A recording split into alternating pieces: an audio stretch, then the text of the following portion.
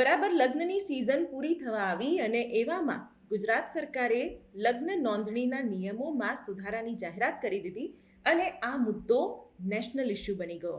કારણ કે આ જાહેરાતની સાથે જ ચર્ચા એવી ચાલી રહી છે કે શું માતા પિતાની પરવાનગી વિના હવે લગ્ન જ નહીં થઈ શકે? શું પ્રેમ લગ્ન કરનાર પર પણ હવે સરકાર નજર રાખશે અને સરકારને બધી જ જાણ કરવામાં આવશે? તો બોસ, પર્સનલ પ્રાઇવસીનું શું?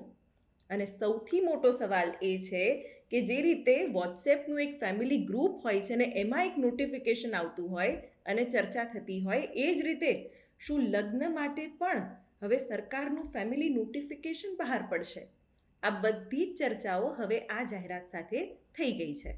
નમસ્કાર, હું છું શિવાની અને TSS એનાલિસિસમાં આજે વાત કરવી છે ગુજરાત સરકારની આ બ્રાન્ડ ન્યૂ જાહેરાત વિશે કે જેમાં લગ્ન નોંધણીમાં જે સુધારા કરવામાં આવ્યા છે એના અલગ અલગ એંગલ શું હોઈ શકે એ તમને બતાવવા છે. ગુજરાત સરકાર લગ્ન નોંધણી કાયદામાં સુધારો કરવાની તૈયારીમાં છે અને આ સુધારા મુજબ લગ્ન નોંધણી પહેલાં માતા પિતાની માહિતી આપવી પડશે. સરકાર માતા પિતાને સત્તાવાર રીતે જાણ કરશે. 30 દિવસનો એક વેઇટિંગ પીરિયડ રહેશે અને આ આખી પ્રક્રિયા ઓનલાઈન પોર્ટલમાં અપલોડ થશે. સરકાર કહે છે કે આ જે પગલું છે એ છેતરપિંડીથી થતા લગ્નોને અટકાવશે અને ડેપ્યુટી CM હર્ષ સંઘવીનું કહેવું છે કે આજે ગૃહમાં જાહેર કર્યું છે કે આવા છલકપટ કરનાર લોકોને આ સરકાર કોઈ હિસાબે છોડવા નથી માંગતી. આ સરકાર એનો એવો હાલ કરશે કે જીવનમાં દીકરીઓ તરફ જોતા એની આંખ ઊંચી ન થાય તે પ્રકારની પરિસ્થિતિઓ કરવામાં આવશે. કોઈ સલીમ સુરેશ બનીને મારા રાજ્યની દીકરીઓને, ભોલી ભાલી દીકરીઓનું જીવન બરબાદ કરવાની કોશિશ કરશે તો એક લોકોને શોધીને એનો હિસાબ કરવામાં આવશે. ખેર, આ નિયમો ફાઇનલ નથી.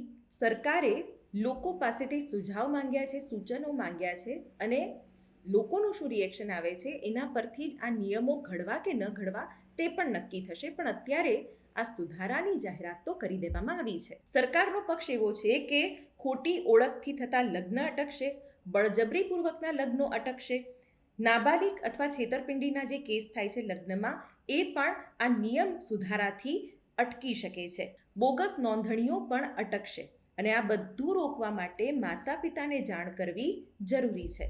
હવે સ્વાભાવિક છે, સરકાર જાહેરાત કરે તો એના મુદ્દે ચર્ચા પણ થવાની છે, વિરોધ પણ થવાનો છે.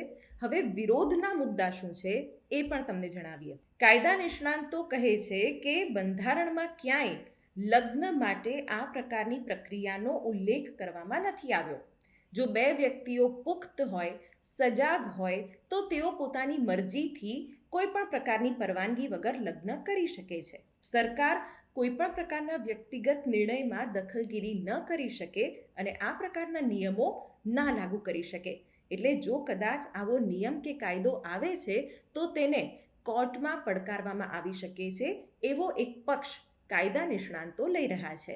એક બીજું મોટું વિશ્લેષણ એ પણ છે કે આ મુદ્દો હવે માત્ર લગ્નનો નહીં રહી જાય, પણ આ મુદ્દો સરકાર અને વ્યક્તિગત પસંદગીનો રહી જશે કે મારે સરકારને જાણ કરવી કે ના કરવી. અને જો સરકાર આવી કોઈ પ્રક્રિયામાંથી પસાર થવાનું કહે પણ છે તો હું શું કામે આ પ્રક્રિયામાંથી પસાર થઉં, એવો પણ એક પક્ષ સામે આવી શકે છે. આમ તો બાળકને કંઈ નુકસાન કરતા વસ્તુ હોય તો એના માટે પેરેન્ટલ કંટ્રોલ હોય છે અને કદાચ ગુજરાત સરકારે પણ આ જ થિયરી પર આ નિયમો ઘડવાની વાત કરી દીધી છે. હવે લગ્ન એ બે વ્યક્તિઓની પસંદગીની કે એ બે વ્યક્તિઓની જિંદગીની વાત નહીં રહે.